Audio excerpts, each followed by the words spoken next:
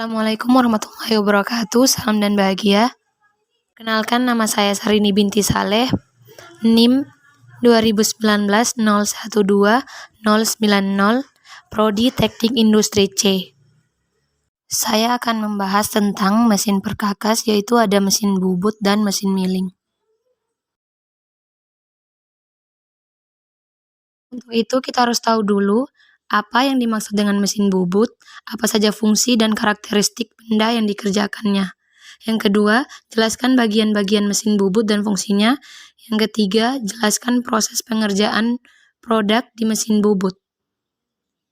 Pengertian mesin bubut, fungsi, dan karakteristiknya. Mesin bubut adalah mesin perkakas yang digunakan untuk memotong benda putar. Sedangkan fungsi mesin bubut adalah untuk menghasilkan benda-benda putar, membuat ulir, pengelasan, pengeboran, meratakan permukaan benda putar, dan pembuatan tirus. Cara kerja mesin bubut yaitu dengan sayatan yang dilakukan dengan memutar benda kerja, kemudian dikenakan pada pahat yang digerakkan translasi sejajar dengan sumbu putar dari benda kerja. Bagian-bagian mesin bubut dan fungsinya. Yang pertama, kepala tetap. Pada kepala tetap terdapat spindel yang berfungsi sebagai tempat kedudukan cekam. Yang kedua, alat cekam. Berfungsi untuk mencekam benda kerja, terdiri dari cekam rahang 3, cekam rahang 4, dan cekam kolet. Yang ketiga, motor penggerak. Fungsinya memberikan mesin tenaga untuk bergerak dengan mengubah energi listrik menjadi energi mekanik. Yang keempat, tombol emergency stop. Fungsinya mematikan mesin dalam keadaan darurat. Kelima, handle atau tuas. Berfungsi mengatur kecepatan spindel, pengaturan kecepatan pemakanan otomatis, dan lain-lain. Yang keenam, eretan. Ada eretan alas, eretan lintang, dan eretan atas. Yang ketujuh, tool post. Ada standar tool post dan adjustable tool post. Yang kedelapan, lampu penerangan. Digunakan untuk membantu operator melihat benda kerja saat dibubut. 9. Selang kulen atau pendingin. Berfungsi untuk menyemprotkan cairan kulen saat membubut. 10. Kepala lepas. Berguna sebagai penahan ujung benda kerja yang dibubut, tempat kedudukan bor, dan lain-lain. 11. Alas mesin. Digunakan sebagai tumpuan gaya pemakanan pada waktu pembubutan dan juga tempat kedudukan kepala lepas, eretan, penyangga diam. 12. Poros transportir dan poros pembawa. Berfungsi untuk membawa eretan pada waktu pembubutan secara otomatis. Terakhir, rem kaki. Nah, rem kaki digunakan untuk menghentikan mesin. Proses pembuatan baut dengan mesin bubut. Terdapat 4 proses pembuatan baut. Yang pertama, membuat diameter yang tepat sesuai yang diinginkan atau sesuai mur yang dipasangkan. Yang kedua, tentukan posisi roda gigi yang sesuai dengan kisar atau gang ulir yang akan dibuat. Yang ketiga, persiapkan pahat bubut ulirnya. Yang keempat, atur putaran spindel ke kecepatan yang sesuai dengan bahan benda kerja. Nah, selanjutnya, mulai menghidupkan mesin dan menekan tuas otomatis drat dan memulai proses pemakanan. Jangan melepas tuas sebelum proses pembuatan selesai. Pada saat pemakanan, perhatikan skala ukuran yang ada di tuas eretan melintang. Setel pada posisi angka tertentu atau 0 agar memudahkan pemakanan. Selanjutnya, kedalaman pemakanan kurang lebih 0,1 mm. Pada saat gerakan kembali ke posisi awal, bebaskan pahat dari sentuhan ke benda kerja.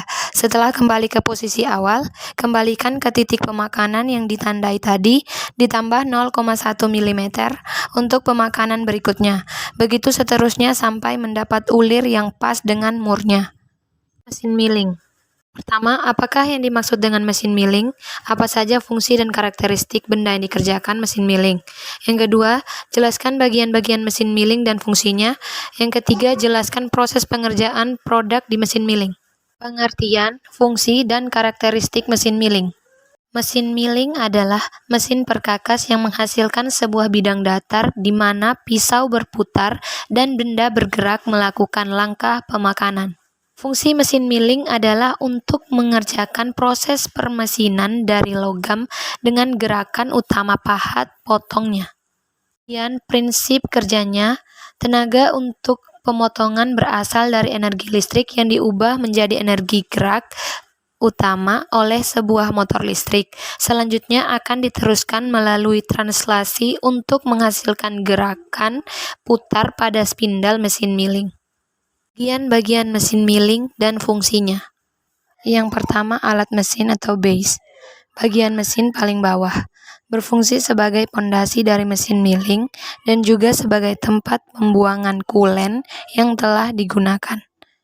Semua beban berada pada alas mesin sehingga harus tahan terhadap tekanan tinggi. Yang kedua, kolom mesin atau badan mesin. Kolom mesin berfungsi sebagai penopang atau tempat kedudukan bagian-bagian seperti spindle, tuas-tuas, motor penggerak, beserta puli-pulinya. Bagian yang berbentuk ekor burung dengan posisi tegak berfungsi untuk gerak naik turunnya lutut yang membawa sandal dan meja. Ketiga, lutut. Bagian ini memiliki dua alur ekor burung yang saling tegak lurus. Satu berpasangan dengan kolom mesin dan satu lagi berpasangan dengan sadel. Lutut pada mesin Frais terbuat dari besi cor dan hanya bisa digerakkan secara vertikal. Yang keempat, sadel. Sadel dapat digerakkan secara melintang mendekati kolom atau gerakan maju mundur. Dapat dikunci ke lutut apabila dibutuhkan. Kelima, meja mesin. Berada di atas sadel dan terbuat dari besi cor. Fungsi utamanya adalah sebagai tempat untuk mengikat benda kerja dalam proses pengevraisan. Berbentuk persegi panjang dan memiliki alur-alur T. Yang keenam, lengan atau arm. Berada di atas kolom Frais horizontal dan universal. Bagian-bagian bawahnya memiliki alur ekor burung yang ujungnya berpasangan dengan bagian paling atas mesin. Yang ketujuh, spindle. Spindle merupakan bagian penting dari mesin Frais. Berfungsi sebagai tempat penahan alat potong pada mesin Frais vertikal dan sebagai tempat arbor pada mesin Frais horizontal. Yang kedelapan, arbor. Arbor merupakan bagian mekanis dari mesin Frais. Berfungsi sebagai ekstensi spindle pada mesin Frais horizontal. Arbor juga berfungsi sebagai pemegang alat potong atau pisau Frais dan berputar sesuai arah pemakanan alat potong. 9. Pisau Frais. Pisau Frais merupakan alat potong yang digunakan untuk menyayat benda kerja pada proses pengevraisan. Ada berbagai jenis pisau Frais yang dapat digunakan dengan bentuk dan fungsi yang berbeda-beda. Yang ke-10, support arbor atau pendukung arbor. Berfungsi untuk mendukung arbor agar gerakan arbor bisa stabil. Memiliki alur ekor burung yang berpasangan dengan lengan mesin Frais dan lubang yang berpasangan dengan arbor. 11. Milling head. Berada di bagian paling atas mesin Frais vertikal. Bagian ini terdiri dari spindle, motor penggerak, dan mekanisme pengendali lainnya. Yang ke-12, ram. Ram adalah lengan yang menjorok pada mesin Frais vertikal. Yang ke-13, motor penggerak. Berfungsi mengubah energi listrik menjadi energi mekanik atau memberikan mesin tenaga untuk bergerak. 11. Handle. Handle pada mesin Frais berfungsi untuk menggerakkan meja mesin secara manual. Ke-15, tombol emergency stop. Tombol emergensi ini berfungsi untuk menghentikan mesin Frais dalam keadaan darurat. Yang ke-16, lampu penerangan. Lampu penerangan pada mesin Frais berfungsi untuk memberikan cahaya pada proses pengevraisan. Dengan adanya lampu penerangan ini, operator dapat melihat proses pengevraisan dengan lebih jelas. Yang ke-17, sistem pendingin. Sistem pendingin ini berfungsi untuk mengalirkan cairan pendingin atau bromus pada saat proses penyayatan benda kerja. 18. Sistem otomatis meja mesin. Sistem otomatis ini digunakan untuk menggerakkan meja secara otomatis. Yang terakhir, panel kecepatan. Panel ini berfungsi untuk mengatur kecepatan putaran spindle mesin Frais. Proses pembuatan roda gigi payung dengan mesin Frais. 18 langkah-langkah proses pembuatan roda gigi payung dengan mesin Frais. Yang pertama, bahan nilon dengan diameter 60 mm dipotong sepanjang 25 mm. Yang kedua, bahan nilon dipasang pada cekam mesin bubut. Yang ketiga, benda kerja dibubut rata pada kedua sisi mukanya dan dibuat ukuran 22 mm. Yang keempat, kemudian benda kerja dibor dengan ukuran 12 mm. Yang kelima, benda kerja dilepas dan dipasang pada mandril. Yang keenam, mandril dipasang pada cekam dan didukung dengan senter putar. Yang ketujuh, benda kerja dibubut menjadi diameter 50,7 mm. 8. Kemudian dibubut dengan pahat kiri untuk membentuk diameter 11 mm.